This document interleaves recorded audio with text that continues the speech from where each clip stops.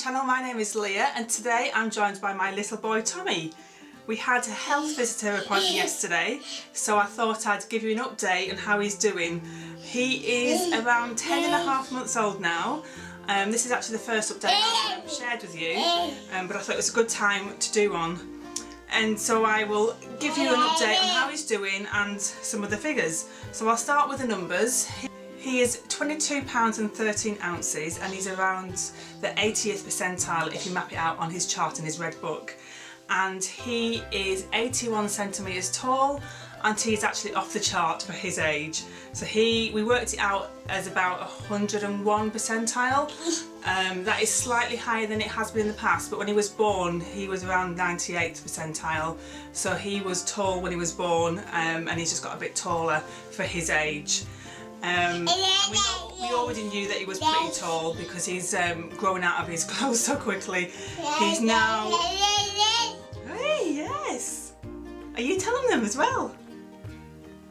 Yes? Yes.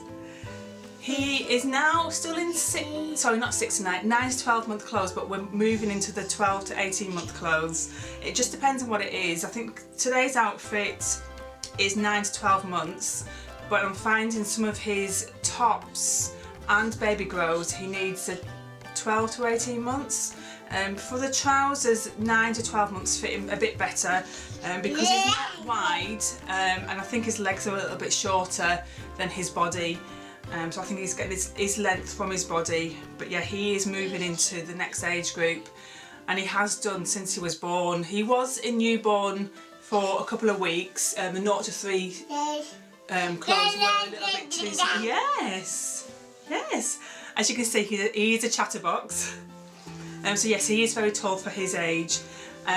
He is chatting away a lot now. He says different words. He says mama and dad, well more like dad.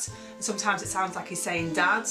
I don't think he really knows what he's saying, but he does repeat a lot of sounds. He said nana and baba and what sounds like yes to me. So yes. So we repeat a lot of what he says so he can kind of get an idea that what he's saying are words. When I'm in the supermarket, he likes to chatter. He does this a lot in the supermarket, a lot louder, and I'm sure there's a lot of shoppers. Yes, there's a lot of shoppers who are after a quiet shop, and then Tommy comes into and disturbs them all, don't you? Because you are a chatterbox, aren't you? Yes, you are. He is a really happy child. Yes. And the health assistant commented on how happy he was and how social he was. He wasn't bothered by her being there at all. He's happy to go to anyone really. Yes. Which is a good thing. Obviously as a parent you kind of want them to be a little bit attached to you, but you do want them to be, you want them to be social and to be comfortable with other people, because at some point you're going to want them to go to nursery and to school. So I'm really pleased that he is a social child and he is really happy most of the time. Obviously he has his moments when he gets upset. Yes. And he can have a really bad temper sometimes, but generally he is a really, really happy child. Don't pull mama's hair. That's it, good boy. He has now got 8 teeth, 4 at the top and 4 at the bottom. They seem to just pop through all at the same time. I'm pretty sure his teeth, and this is why this is on all the time.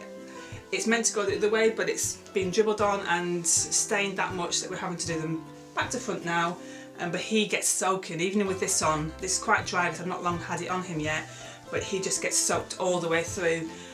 Part of that is because he's blowing raspberries, but there is a lot of dribbling. And I think there's a couple of teeth coming through at the back, so which will be really bad. And so I think that is disturbing him a little bit at night, isn't it? He does sleep quite well at night. He's really good at going to sleep by himself during the day and at night. If you've seen my controlled crying video, you'll know that I went through about a week of horrible crying and screaming, but we managed to get through it and he now puts himself to sleep. We don't have to rock him to sleep, which is really good. but he has been waking really early in the morning, and it can be anywhere from midnight through till 7 o'clock, and we can never tell when it's going to be. And quite often when he does wake up, he gets really disturbed and really upset, and there's just nothing that will settle him.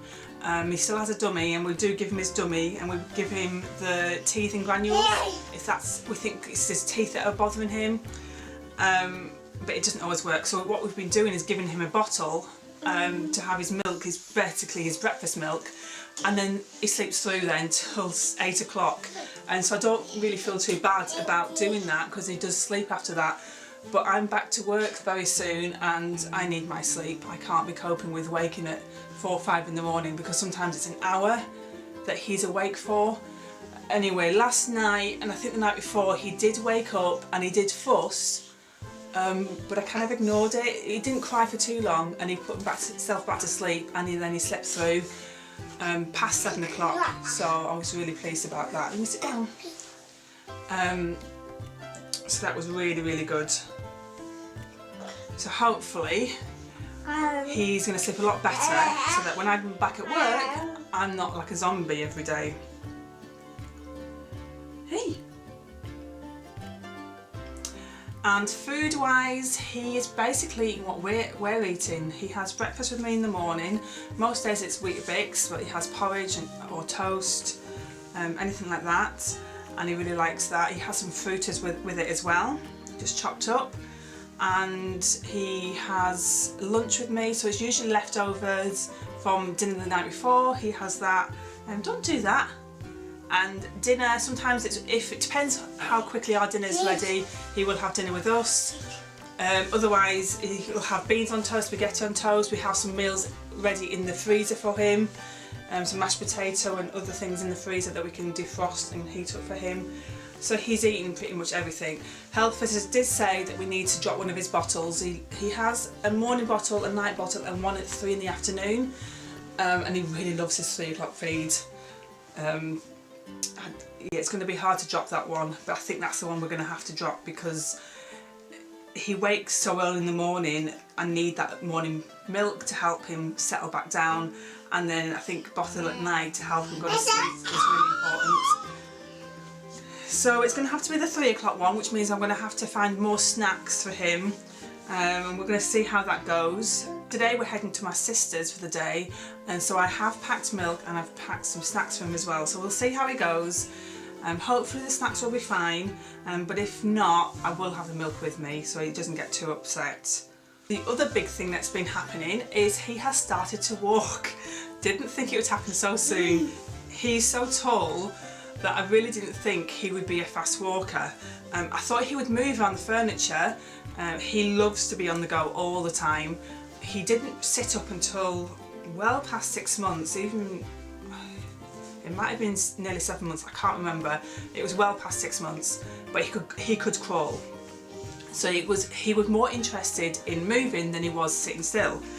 And he's such a good crawler that I thought that would satisfy him, and he wouldn't attempt to walk so soon. Plus he's so tall that I thought his sense of gravity would stop him from being able to walk, because I do know with children who are bigger, babies who are bigger, walking is a bit more difficult, so they might do it a bit later.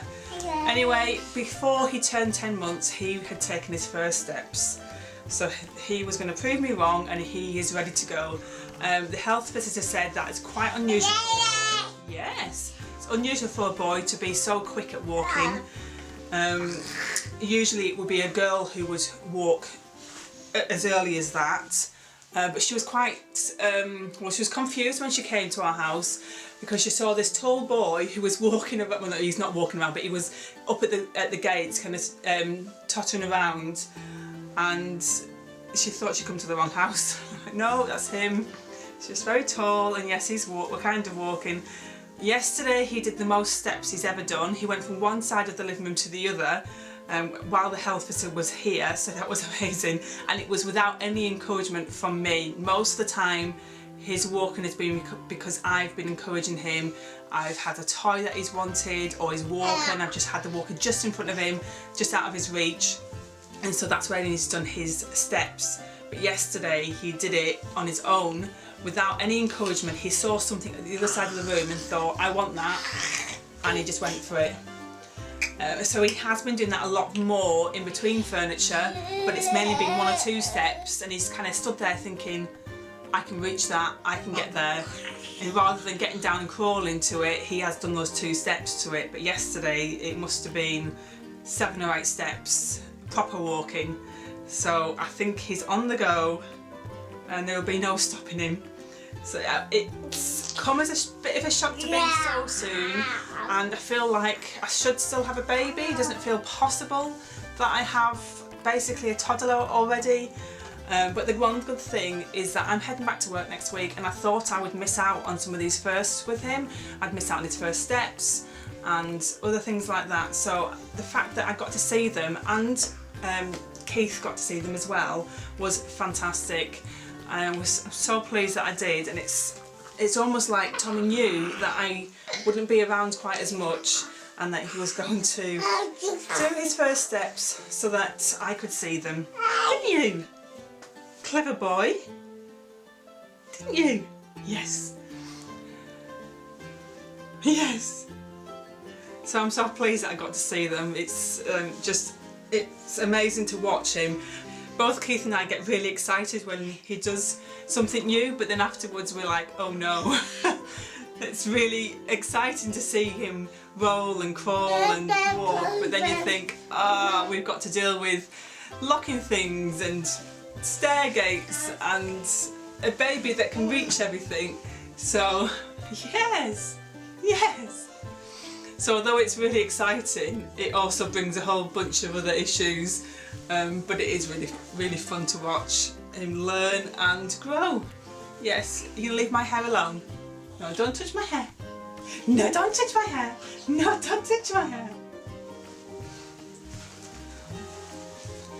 So I think that's it for now. If you want to know any more, please leave a comment below. And if you've enjoyed this video, please give it a thumbs up, and don't forget to subscribe for updates on my other videos. Okay, I'll see you on my next one. Bye. You say bye-bye. Bye-bye. Goodbye. Yes.